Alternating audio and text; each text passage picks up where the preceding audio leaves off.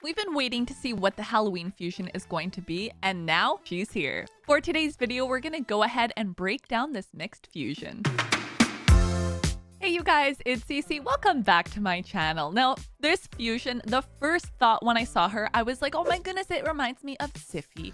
It looks almost like I'm not gonna say a budget Cece, but that's just the vibe that I got from her between the dress and everything. But I will say she looks pretty cool. She's got the mirrors floating around her, the blades that are a little bit bloody looking.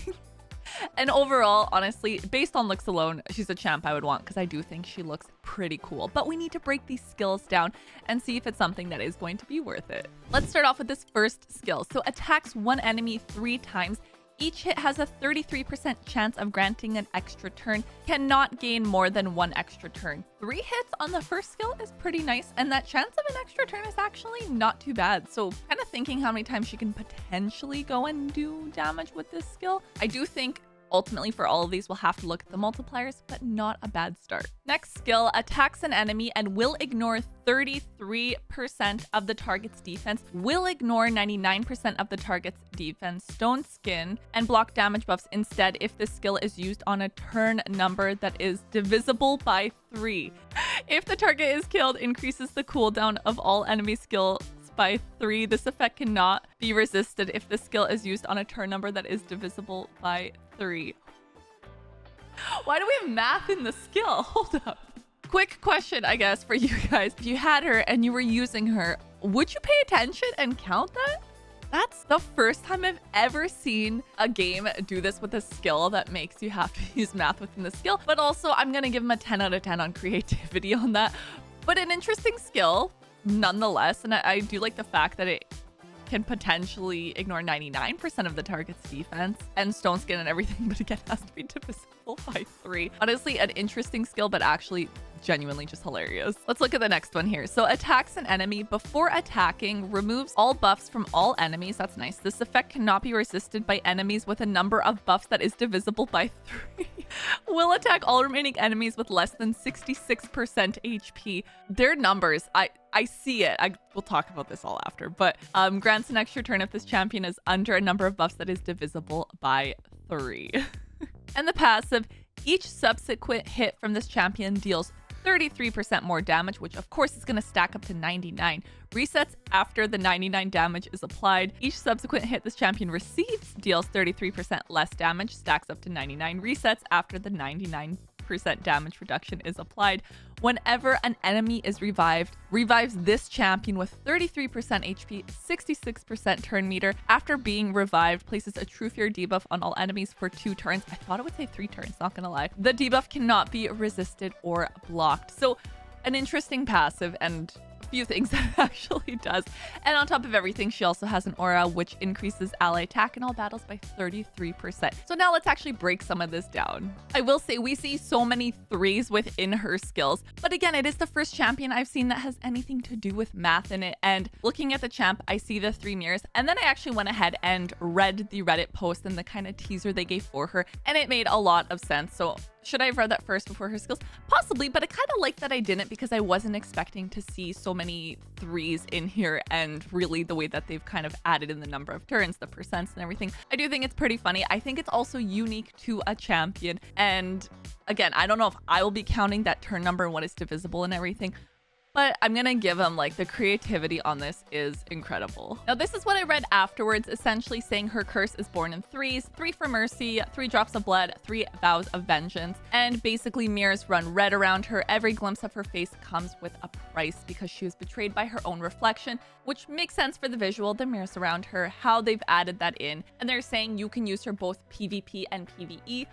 100% I can see myself using this champ in PvE. If I was to use her in PvP, I would probably pay more attention to the skills though. As you kind of saw, the skill 2 specifically saying what's divisible by 3 and everything. That you'll want to probably keep track of if you are going to use her in PvP. But essentially, yeah, it's saying that for her, there's like a curse that cannot be broken. So they've really gone along with this 3 thing, and I kind of love that with the champion. They had a lot of fun with it.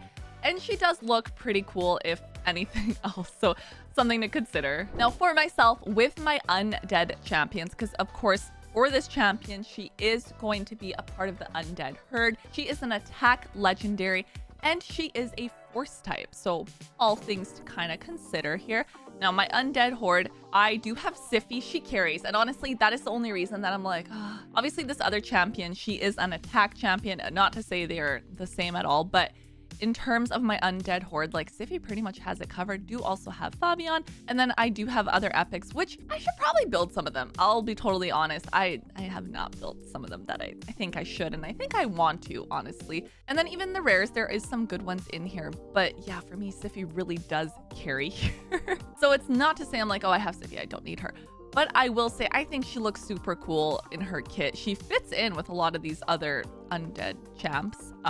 Some specific favorites, of course, the way Cece looks, and that's why I said they kind of look related. I'm still missing Rotos. This is the one that I really, really do actually need, but her kit is completely unique. It is unlike any of the other champions in the game. So, I mean, pretty cool. I like the idea they ran with it. For my faction wars, I am at 39. I could definitely, I think I just haven't gone down in here, but I think it is time I go ahead and actually get further down into here and see how far I can actually go. So is it something I'm necessarily missing? I don't know. I don't know if it's a champion I'm missing. The only reason I really would be like, oh, I really want to go for her is simply because she looks super cool. They did actually release a short on her, so this is something that we do have to check out. Haven't watched this yet. Figured I would do it with you guys, so let's take a look. Creepy mirror, okay. Oh, the animation on the mirrors. Kind of looks like snakes. It's kind of the vibe I'm getting from it, but yeah, see, she looks so cool, you guys.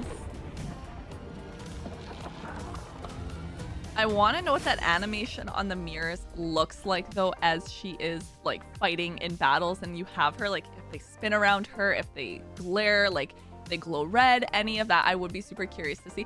But I do love the little animation, the little sneak peek that they've given us. I'm getting like Bloody Mary, Medusa type vibes from the champion herself. Now for Halloween, am I surprised she's an undead horde? Absolutely not. I do think it would still be cool to see some other factions have some fusions. I've talked about it before, like talking about the Dark Elves could have been a cool one. Shadowkin faction, those could have been cool ones. But I'm not mad at the Undead Horde. I think it is going to fit the theme, as we do have Halloween like right around the corner here. If you download Raid Shadow Legends using my link, I'm actually going to start you off with the free legendary champion on day 1. And then at level 10, level 20, and level 30, you'll get yourself an epic. That is 4 amazing champions that you can get just by downloading using my link.